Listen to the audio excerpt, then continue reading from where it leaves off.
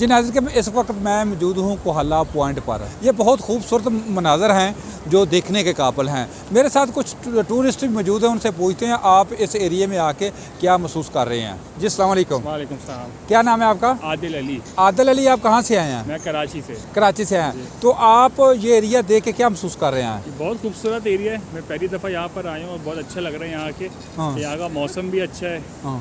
और लोग भी यहाँ पे बहुत अच्छे हैं, तो अच्छा लग रहा है आके। मरी का और इस एरिया का फ़र्क आप बता सकते हैं? मरी और इस एरिया का बहुत ज़्यादा फ़र्क है, लोगों के लिहाज से, पैसों का एक्सपेंसेस के लिहाज से, कि वहाँ पे चीज़ें बहुत एक्सपेंसिव है। वहाँ पे रूम अभी भी हमें थोड़ा एक्सपेंसिव मिले हैं, तो यहाँ पर उसके मुकाबले में हाफ है ऑलमोस्ट। यहाँ के लोग बहुत ज़्यादा कोऑपरेटिव हैं, हमसे बहुत ज़्यादा कोऑपरेट कर रहे हैं हर चीज़ में। वहाँ पे लोगों ने कोऑपरेट किया, बट एज सच इतना ज़्यादा वो नहीं था कि आप किसी को पैसे देंगे तो वो आपके साथ कर लेगा, अदरवाइज़ कोई वैसे कोई कोऑपरेशन नहीं है।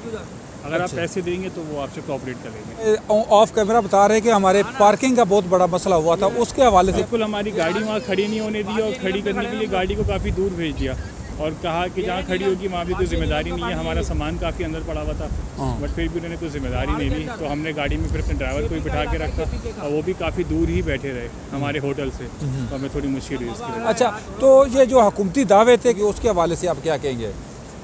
पहले से शायद बदलाव है, मगर फिर भी मज़ीद बदलाव की ज़रूरत है। इनको मज़ीद कुछ इक़दाम, मज़ीद वहाँ पर एक्टिविटी करनी चाहिए।